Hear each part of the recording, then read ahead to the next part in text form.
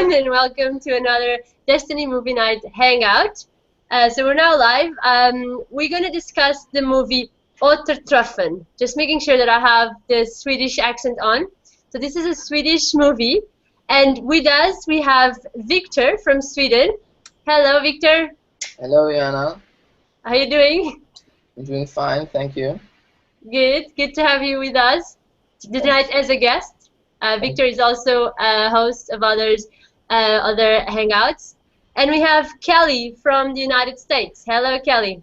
Hi. Hello, good to see you. And my name is Joana, and I am based in the UK. Right, so just before we start, I want to remind all our viewers that you can send us your questions during this live session. So just use the question and answers app on this Google Hangout event, and we will address them throughout this session, or any comments you may have about this topic. So tonight we're discussing this movie, Återträffen, and this is a very interesting documentary, but actually a feature movie that was directed by Anna Odell, a Swedish artist that used the story of a reunion of old school friends that had been together for 9 years at school, and then 20 years later they decide to make this reunion. And this whole story is about how she felt in her school years, and now it was an opportunity for her to express herself, especially in regards to how she felt bullied by her colleagues during this times at school. However, the whole film is really well done, and in the end, and I'm going to spoil a little bit for those who haven't watched it, which I really recommend you to do so, but it's basically the whole story in that reunion that she had with her friends. It was a film that she made because in reality she had not been invited to that reunion. And so the second part of the movie and the third part is all about her facing those colleagues and wanting to show them the movie and see what the reactions are. So it is an interesting dynamic there. And tonight we're going to discuss about this dynamic between bullied and the victims, and these perceptions that we may have in the relationships, and how that also affects our adult life. Okay, so guys, my first question to you both is, what was the main point in the movie that you can that resonated with you in your life and your process that you're doing with Desteni, which is of finding out yourself, your points, and well, becoming a better human being?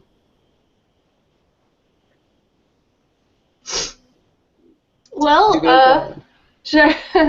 For me, what really struck me about it was basically that whole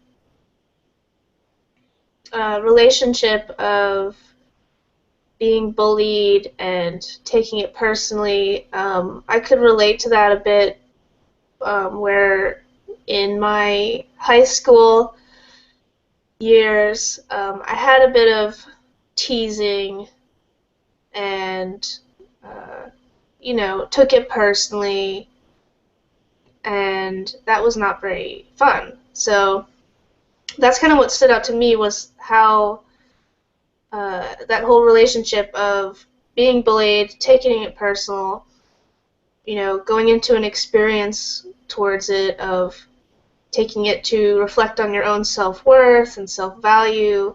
And what stood out to me also when watching this movie was how I've changed in that regard through using the Desteni tools and the DIP process, where I've changed that relationship, and I understand more now how it works.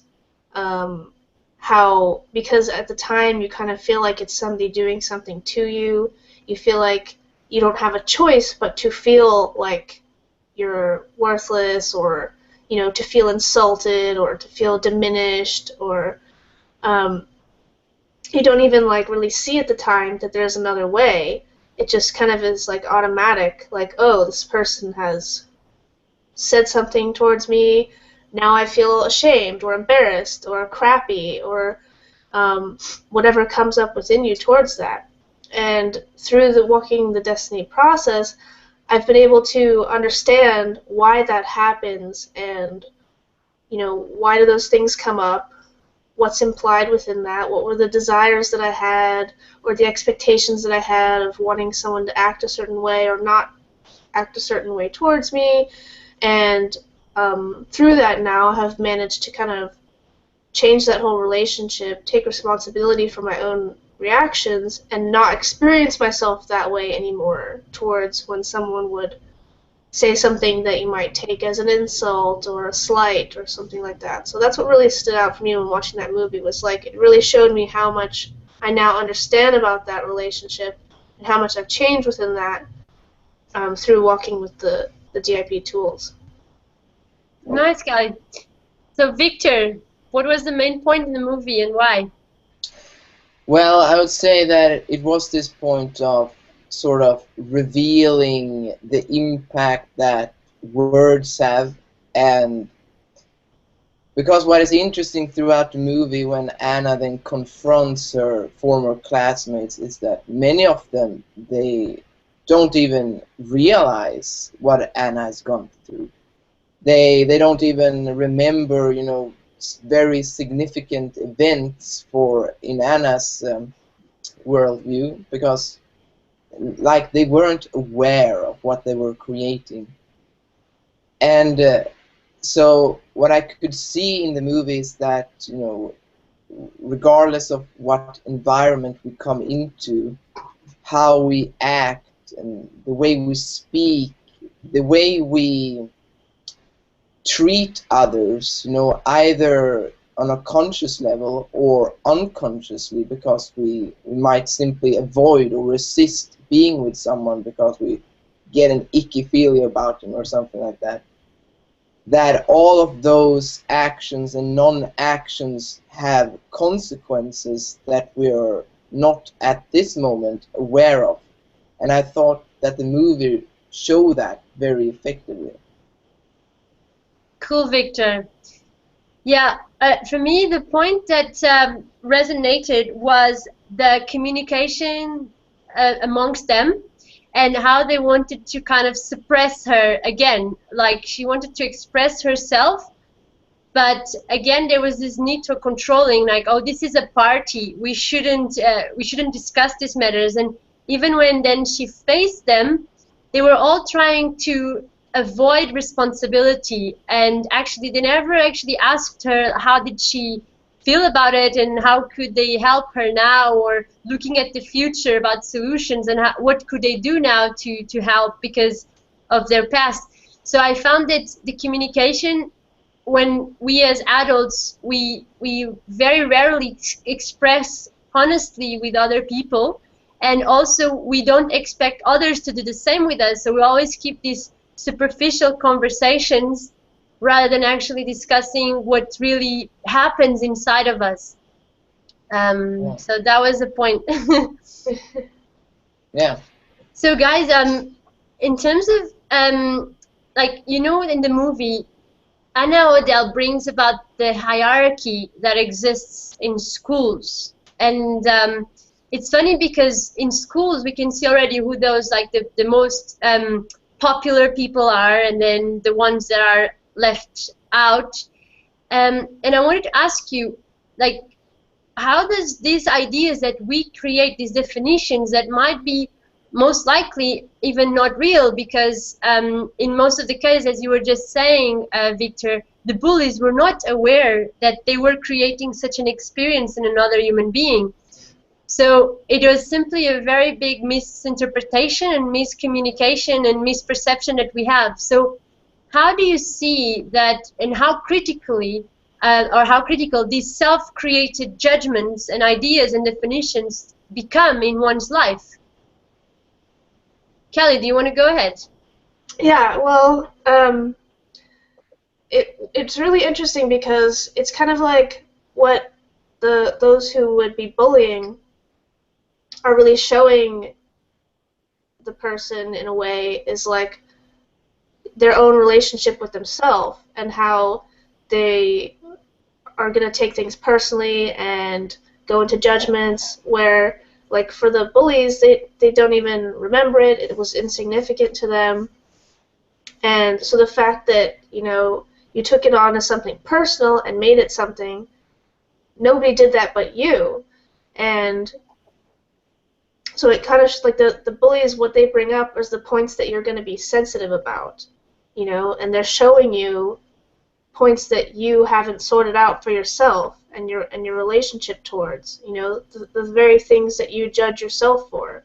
Because if you weren't judging yourself for those things and didn't feel, you know, didn't have a relationship toward those things within yourself, it wouldn't matter what someone said to you about it, because you would be standing, you know, stable within whatever it was that they were saying, and you would know the reality of the situation, and you wouldn't care, it wouldn't bother you. So I think that was an important perspective, is that So it's in not, a way... so it's not about the bully, what the bully says. It's about how we feel that within us, like how we react, and it's like an indicator. Yeah, because the bully we tend to kind of blame that person and make it about that person. Like, how could they do that to me? When really not realizing that the starting point of it is kind of within yourself, and it has nothing to do with that other person, you know, which then makes it kind of irrelevant to then go and try and exact some sort of vengeance from that person, because it wasn't really anything to do with them in the first place. And you know, through walking my own process and looking back at the moments in my life where I was teased or bullied a little bit, I really was able to kind of see a lot more than I did at the time, in considering what was maybe going on in those kids' lives that led them to say those kind of things to me, you know, because it's all kind of environmental. You know, you're like a product of your environment and the input that you get from those around you and the media and everything you pick up. So, I mean, what's going on in their lives to have led them to say such a thing, just like whatever went on in my life led me to take things personally. And from there, you can then kind of, like, make it totally impersonal and just look at what was going on, and then you can understand the situation, and then it doesn't become... Then you can actually sort it out instead of getting sidetracked into some kind of, like, retaliation or revenge on someone. Because that isn't going to change anything. That's not going to change the relationships in you, which is what, you know, started the whole thing of you taking things personally and feeling bad. So, yeah. Yeah. And, Sorry, go ahead. yeah, I would like to add here in regards to this hierarchy, and because I've had a personal experience of this, you know, when entering into a new environment with new people, what tends to happen is that, you know, a hierarchy develops. And what I've tended to do is sort of to be attracted to those I perceive to be popular, and then try to form relationships with these people. But what I've come to understand now, you know, as I've become older and more stable, is that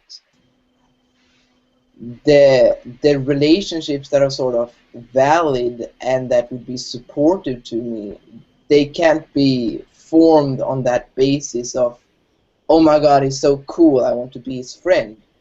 And what I found is really that the people that I can form connections with and that I do have, you know, there's like an immediate intimacy, like, oh, we have something in common here. It's actually these people that are, you know, seen as outcasts, or a little bit strange. For example, one guy I met now, he dresses in these clothes where he looks like a magician, and my classmates, most of them, was like, whoa, what's shit, why he dressed that weird?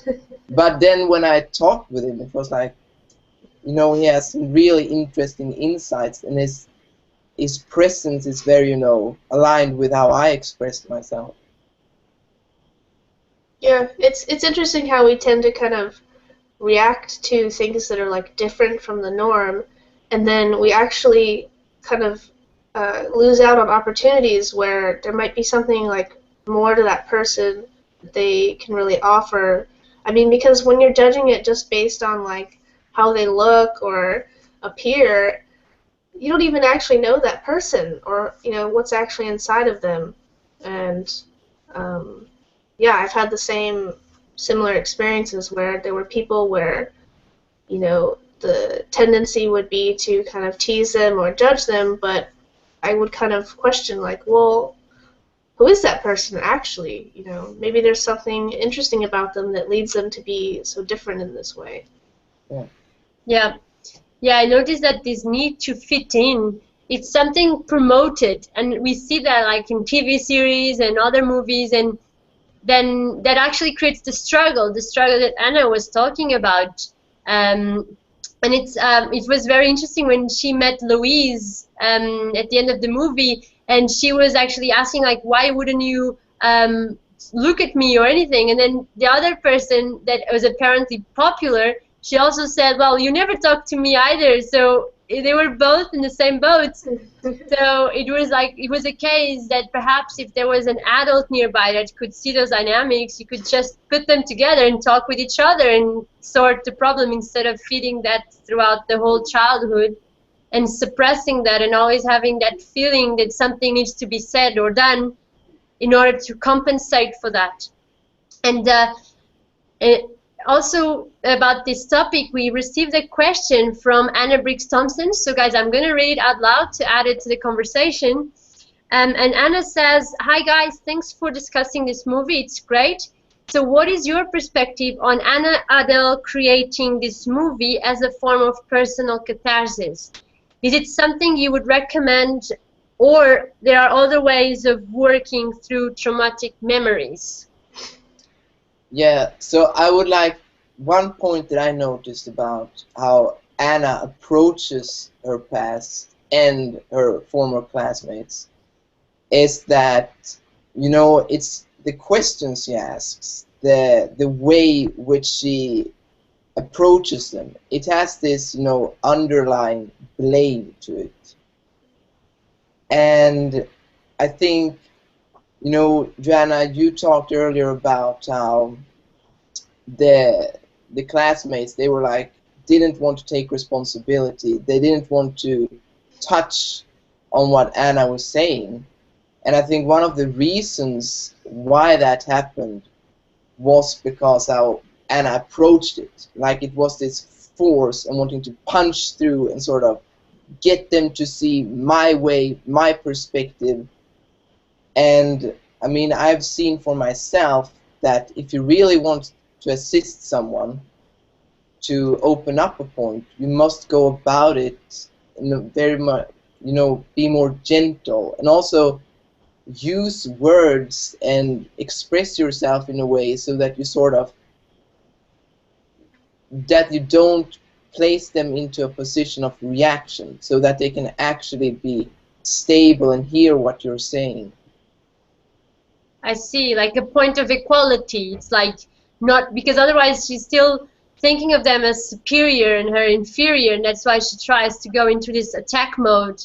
But in fact, if in these situations when a victim is confronting the bully, which I'm sure it's like it is a big process, I know about that, but also to be able to put themselves in the bully's shoes and try to understand how can I approach that person in order to gain something from this conversation, right?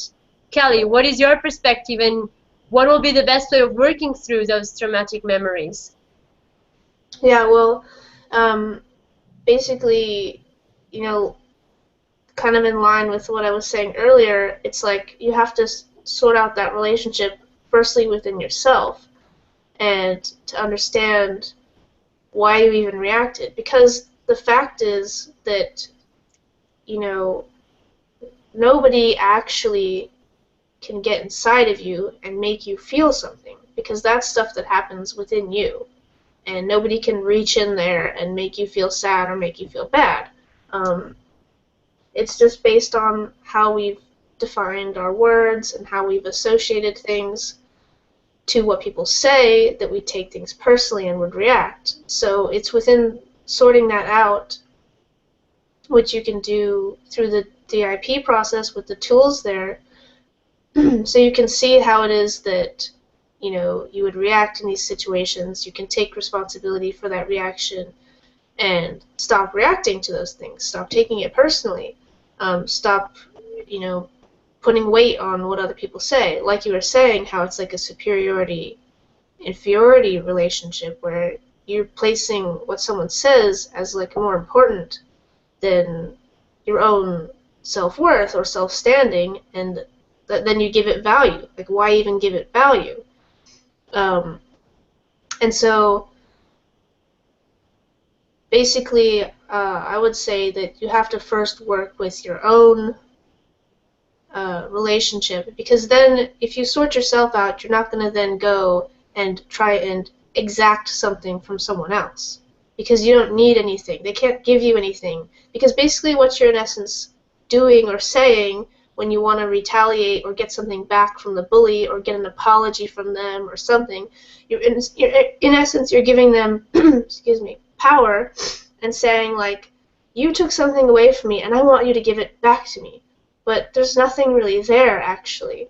They can't give you what you feel that has been taken away, because you actually took it away within, like, giving away your own self-worth, within your own self-beliefs of, you know, taking whatever was said personally, taking it to heart. You have to correct that. And I think that's what's so important, that we find ways to assist people with, especially children who are in the extremely chaotic world that like school and high school can be, where so much of this comes about. It's really like another world. You know, we need to find ways to support people with understanding this and walking this process, so that there isn't so much, you know, stress and taking these personally going on, and can sort out a lot of these relationships. Because then when you take all that stuff and you sort it out within yourself, then, like Viktor was saying, you can approach the bully, you know, from like an equal standing, where you can then support them as well, you know, realizing that there's something going on within them too that isn't, you know, that would make them say those kinds of things, because it's really a reflection of their own relationship and their own judgments, that they would go and judge someone else for that. So then, because it doesn't work to go and approach somebody from a point of blame or judgment, and I mean, we can, if we would look and investigate ourselves, we can see that that same is typically true for ourselves. Like, if someone is coming at us and blaming us for something and is really charged in their words, I mean, what is our tendency going to be? Like, they're not coming at us as an equal with a point saying, oh, hey, you know, here's what I've noticed, you know, here's what I've done, here's what has assisted me, let me support you.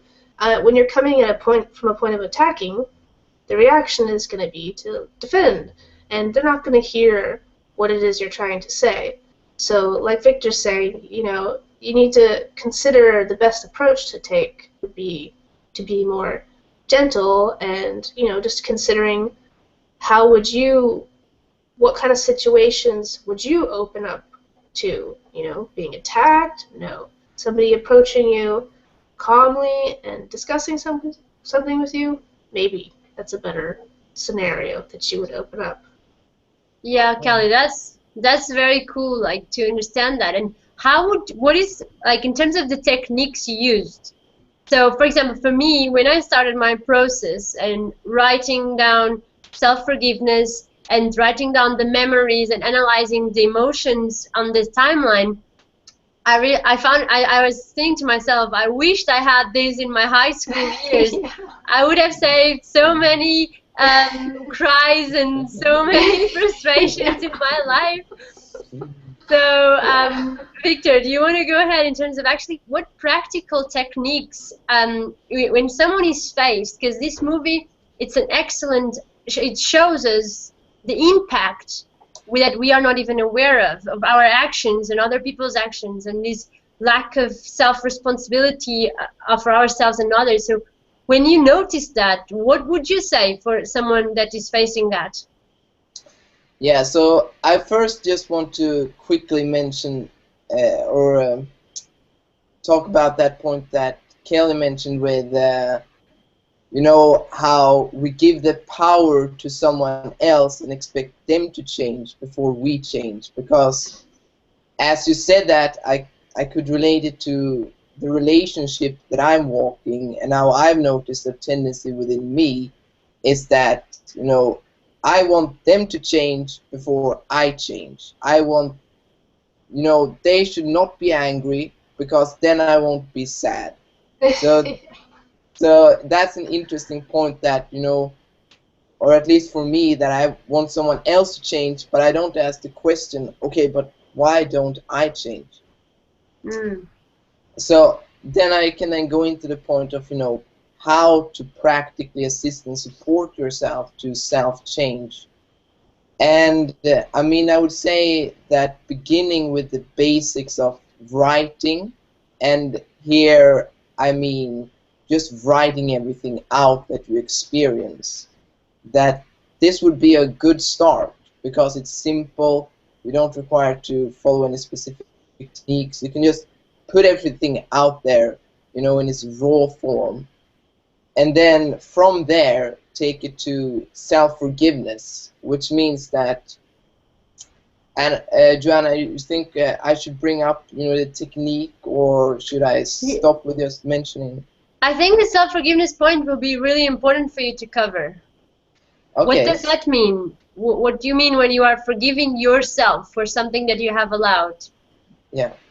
Okay, so let's say then that I have written out how I felt bullied in school, and you know, it's just a mess where I can see that I'm angry here and there because I've written he's such an asshole and stuff like that. And so then I take the point of self-forgiveness, and I decide, okay, I'm gonna see here why I'm so angry at this person. And so then I begin, and I take, for example, I forgive myself that I've accepted and allowed myself to be angry at this person. And in that forgiving myself, I actually let go of that state of possession that I was in, and I sort of place myself outside of it, and I'm able to see that, okay, I mean, this anger is not actually me, but it's something that I have accepted and allowed to be me, and in that I also have the power to change it and redirect it. And so then how I would go about it is to simply, you know, ask myself questions to go deeper into the self-forgiveness. So then when I've then said, you know, I forgive myself that I've accepted and allowed myself to be angry at this person. So then I would say, why, for example? Why am I angry at this person? Oh, because he thinks that I'm stupid or something. And then I do self-forgiveness on that. And then I ask myself, why again? And so in asking myself questions in that way, I can go deeper and deeper. And the point of it all is to come to, you know, the point where I'm at peace with this. You know, I can let it go. I'm not angry anymore. I can, when I meet this person again and this thought comes up that, damn, he's such an asshole, I can just say, no, I mean, he isn't. I decide now to be stable here instead. Very cool. Yeah, very well explained. And you can actually apply that for the bully themselves, because there is so when we were looking before at about like how we have perceived kids that they need to behave in a certain way. So if there's a kid that is quieter than the others, it's considered as weird, and then there's this popular that start bullying the other person.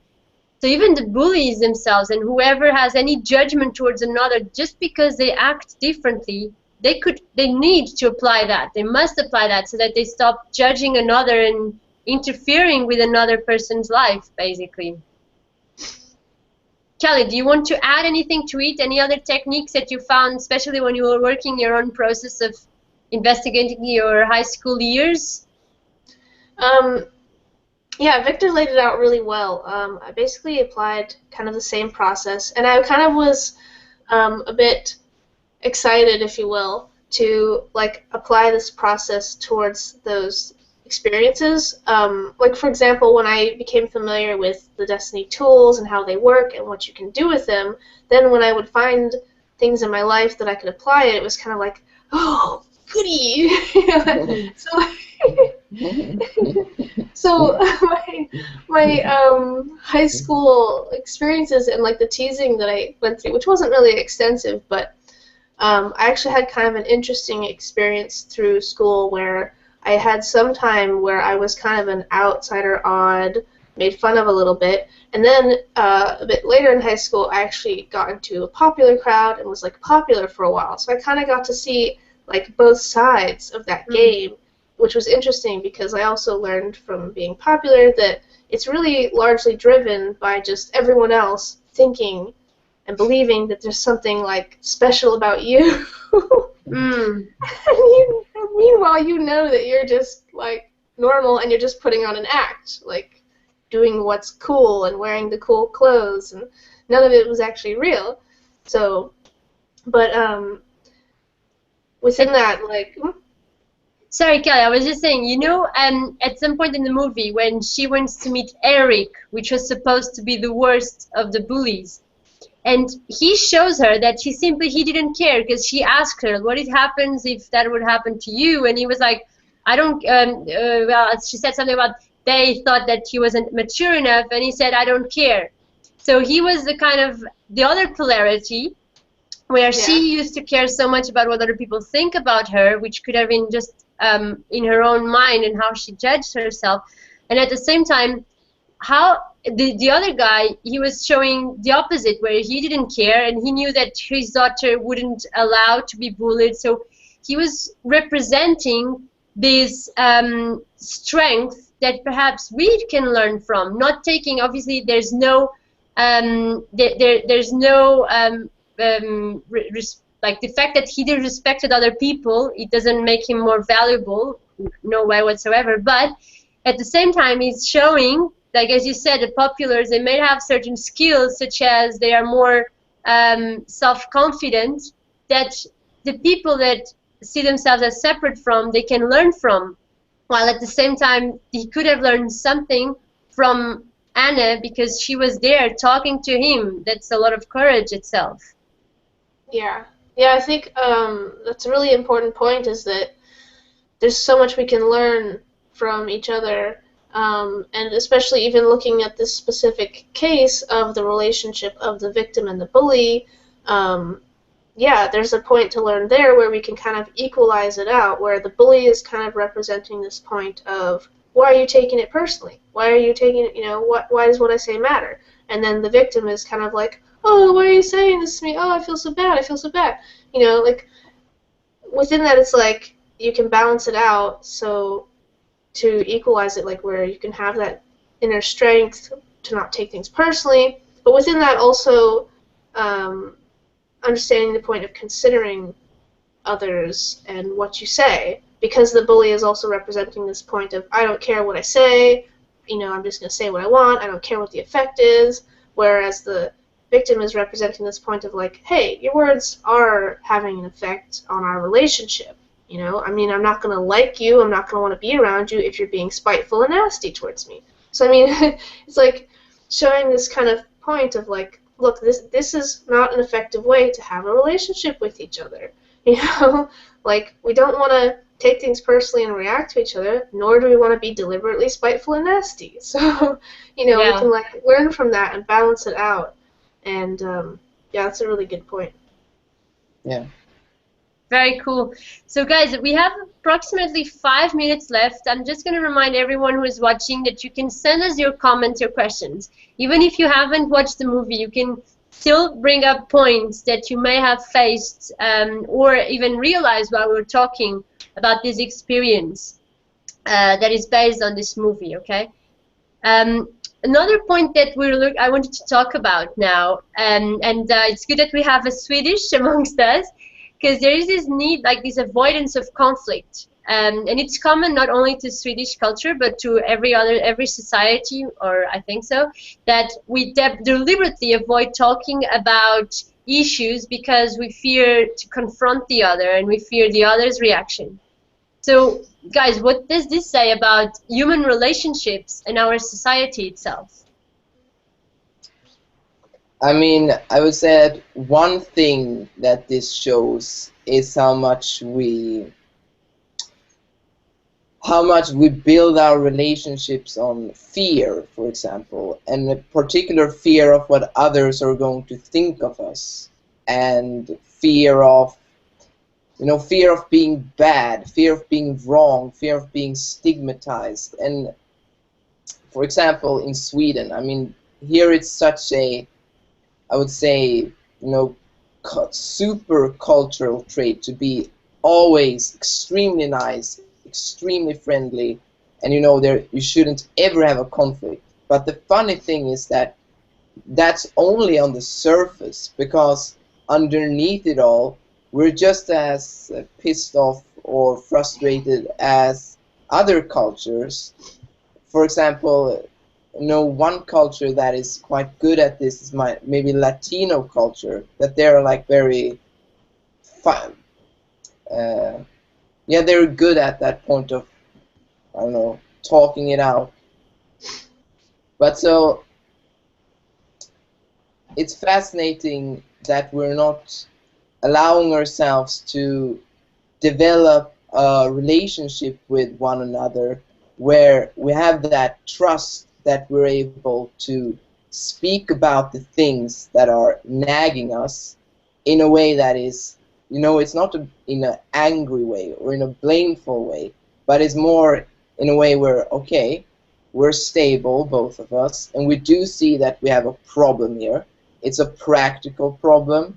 It's not a personal issue, and we simply have to direct this practical problem into a solution that would be best for both of us. So that would be a cool point to see being developed instead of what is currently existing in this world. Yeah, absolutely. And then we can, and as Kelly was saying, we can learn from each other, because I mean there's always something to learn and to expand. And as long as we need to stop separating ourselves from another in these personalities and hierarchies that our society unfortunately promotes, but it can start from us. Kelly, do you want to add anything to it?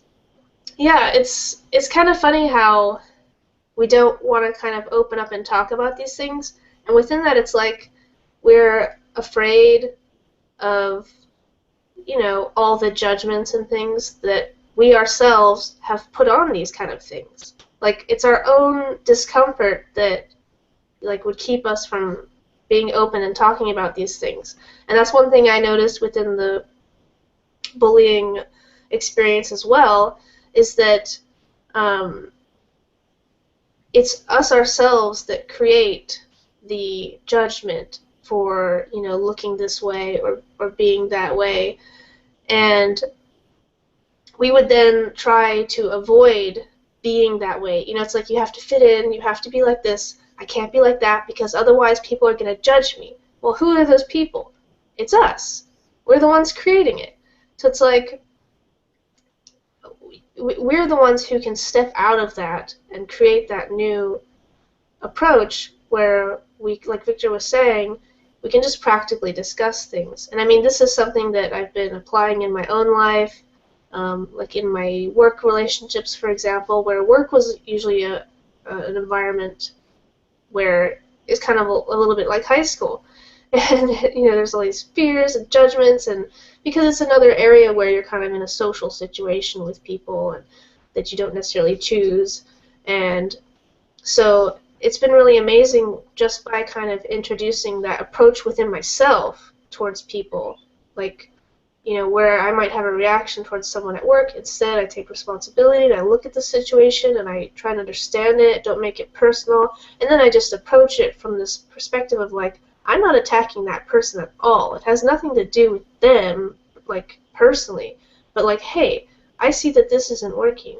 Let's look at some solutions that we could do, to make it work better. And I mean, I've had such amazing results where, I can see how if I took the original approach of blame, and there would just be so much conflict, nothing would get sorted, because I still see it happening, here and there. But it's like the more I introduce this approach, the more it kind of like rubs off, and I can see how the effect that it has on the relationships, and things just go so much more smoothly, and it's really nice. Yes. So guys, we have still a comment. I just wanted to add on that, because when you were talking, I was thinking that there is also the risk that if we are always thinking so much about what the others have done unto us, that we become the bully ourselves, because it's all that comes in our minds. We're always thinking about what the other have done. So we start doing exactly what others have done unto ourselves. And it's funny because at some point in the movie, in the beginning, where she took obviously that scene to the extreme of actually fighting and accusing other people, there is also where the tables have swapped and changed, and suddenly she is the one accusing them. So there's also this point where the victim should definitely be aware to not become the bully herself.